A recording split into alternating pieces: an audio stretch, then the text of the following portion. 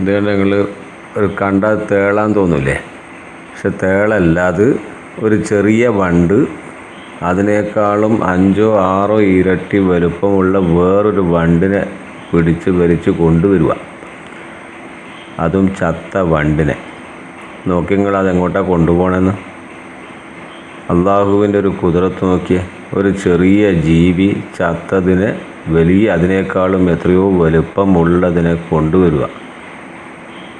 സുബ്ഹാനല്ലാഹ്. നോക്കി നിങ്ങൾ അതിനെ അവിടെ കൊണ്ടുവച്ചു. എന്നിട്ട് അതെങ്ങോട്ടാണ് പോകണമെന്ന് നോക്ക്.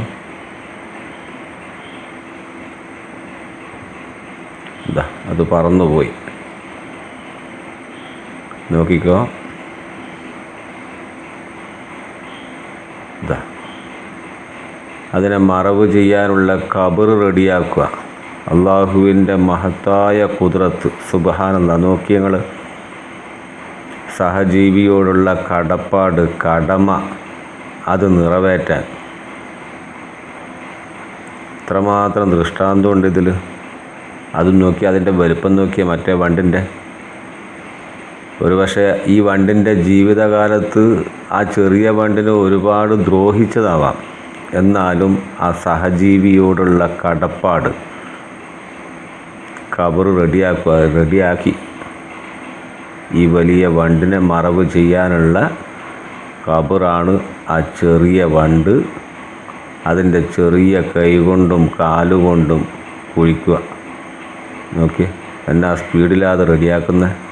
കുഴി റെഡിയാക്കി ഇതാ ഇതിനെ വന്നെടുത്തു. ഇതാ വലിച്ചു കൊണ്ടുപോവുക. സുബ്ഹാനല്ലാഹ്.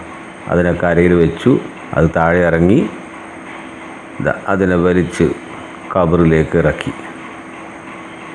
ഇതിലൊക്കെ എന്തോരം പാഠമുണ്ടെന്നറിയാം നിങ്ങൾ. ഇതാ അതിനെ വലിച്ച് ആ ഖബറിലേക്ക് വെച്ചു.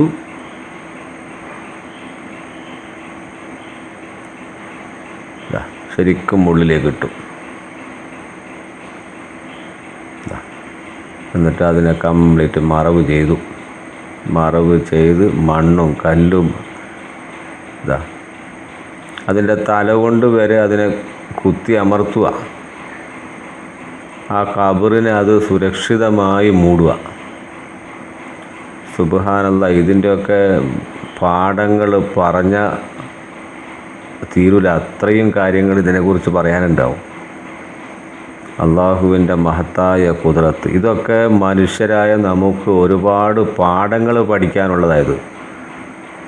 സഹജീവികളോടുള്ള കടപ്പാട്, കടമകൾ കണ്ടോ. നോക്കി അതിൻ്റെ തല കൊണ്ട് വരെ അതിനെ അമർത്തി റെഡിയാക്കുക.